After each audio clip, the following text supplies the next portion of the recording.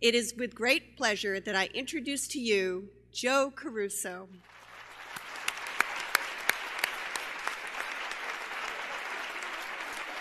Thank you, Nellie, for that great introduction. Thank you for all the great words this morning. I have the opportunity to work with admirals and CEOs, organizations, and individuals in moments where they actually need to have a transformation.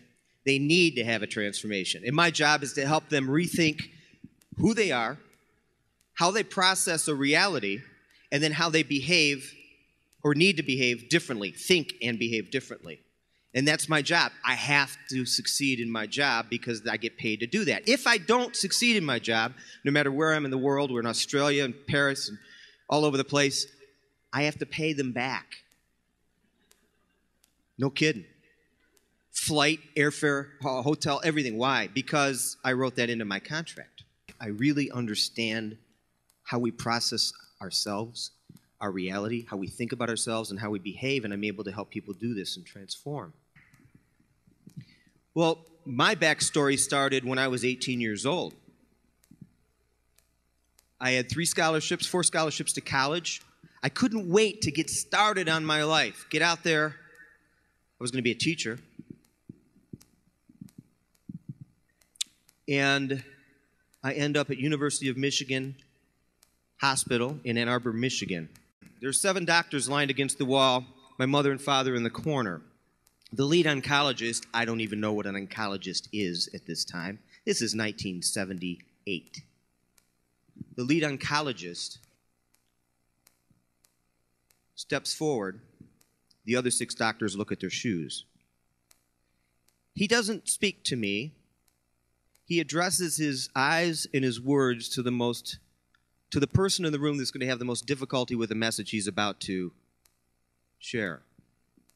Mom. He says, this is the worst part of my job. When I started this job, I didn't know I'd have to do this as often as I do, but this is the worst part. No matter how I say what I'm about to say, you're going to say I said it wrong or I could have done better, so I'm going to ask for your forgiveness in advance. Turns to me, looks me in the eye and says, Joe, you have cancer, testicular cancer. It's incurable. There's nothing we can do. You're going to die from this. 18 years old. Do you remember being 18 years old? You're impervious. Cancer's for old people. He went on. He said, the reason we're all here is we have a very radical surgical and chemotherapy protocol that we would like you to go into. It's a national experiment. Now, please, Joe, keep in mind, we're not going to cure you. In fact, we might kill you. But we're hoping someday to find a cure. I don't even know anymore what he's saying. I can't even process the words. The only thing I know anymore about myself is I can't look over into the corner because I can already hear my mom crying. And I know if I look over there, I'll lose it, and then that's not going to help anybody. So I keep looking at him, and he goes on. He says, we have 3 drugs, bleomycin, Velblan, cisplatin. Sound familiar? Thank God for those. He said, and we have a high dose and a low dose group. We'll put your name in a hat. You'll end up in a high dose or a low dose group. And if you end up in the high dose group, I'll get into the details of what will happen. But again, I want you to know this is what we'd like you to do, but we understand if you don't. Now, I don't understand what he's saying. And he could tell. He says, Joe, you have a 4-inch tumor in your stomach. It's metastasized. You have 2 in your right lung, 1 in your left lung, and the lymph node that we took out of your neck is testicular cancer. I don't know what to say to him. So I asked him the only question I could think of in the moment. What's my death going to be like? Now, that might sound like a dumb question, but I needed to know. What's my death going to be like? He said, well, it's a fast-growing cancer, but a slow death. I respected that guy right instantly because I knew he wasn't going to lie to me. He said, it's very tough on your family and friends, but we're going to drug you out. Hey, it's Ann Arbor, Michigan. Come on. I'm kidding. I said, well, what happens if I go into your protocol? He said, and I'll never forget this, you're going to wish you were dead, and then you're going to die. He said, if you end up in this high dosage group that we're going to do, we're going to measure all of your vital organs. Guess how much, well, I shouldn't say guess, make an educated guess, how much of this cocktail we think you can handle, and then we're going to give it to you in a night. If you live through the night, we're going to do it 4 more nights. Oh, yeah? It'll take you 3 weeks to recover. Then we're going to do it 3 more times. That's 4 months. If you live through the 4 months, you know, this is fun. This is a hip group because this is the only time I've ever told this story and people laughed at this point.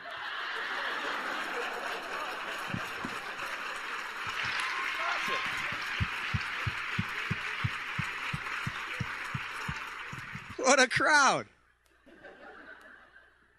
He says, if you live through that 4 months, we've got to go in surgically, take out the 4-inch tumor, take out the 2 in your right lung, take out the 1 in your left lung, do exploratory to see if there's anything else in there.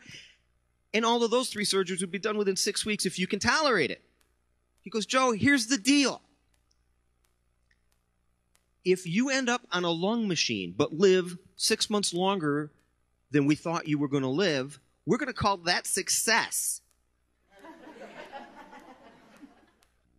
So I go into the program, and they start doing all the base testing. It took a week to do the base testing, and that's when I met this bubbly, blonde, cute, young oncology nurse named Jeannie Midashevsky.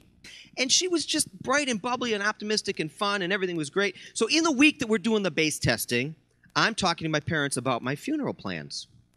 And I'm just finishing up a lung x-ray, a chest x-ray, and Jeannie walks in and says, can I talk to you? And I said, sure, cool, Jeannie. She says, in the next room? I said, absolutely. We go into the next room, and she looks up at me, which not too many people over 12 can. And she says, excuse the language, well, I'll clean it up. No, I think she said this. What the heck are you doing talking to your parents about your funeral and you're dying? Who told you you were going to die? And I said, well, actually, you guys did.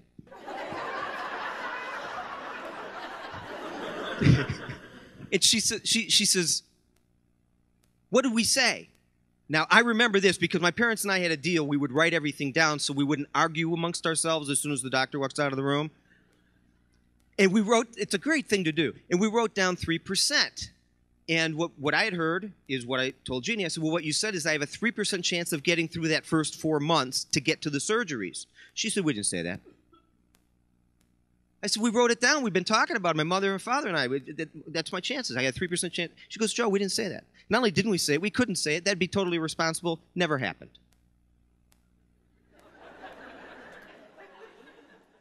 I said, what do you mean? She says, Joe, let me ask you a question. If we knew you were going to be alive, you would live through the first 4 months, you'll be in the 3%. If we knew that right now, what would your chances be right now of living through the first 4 months of the chemo? Well, I'm no, math scientist, but I said 100%. She says, that's right. We can't tell you what your chances are. We can just tell you that in the scope of the program, we think about 3% of the guys are going to make it through the chemo part into the surgical part. Now, I understand this, but I got to tell you, a math lesson to a dying 18-year-old, not turning me on. I like her, but, She then says, I'm going to ask you another question. I said, okay. She said, why'd you go into this program? She says, you know what it's going to do. Why'd you go into this? I said, because you told me that it would help find a cure. She says, I see. She said, so you think someday somebody might be the first person cured of testicular cancer? Now, that never occurred to me. Not one lucky sucker. I'm thinking eradication of a disease. You know what I'm saying? But it makes sense. What she's saying is, if they eradicate the disease, somebody will be first. I said, absolutely. Well, I guess that makes total sense. Somebody will be the first person cured of testicular cancer. She said, I see. And I see you've decided it won't be you.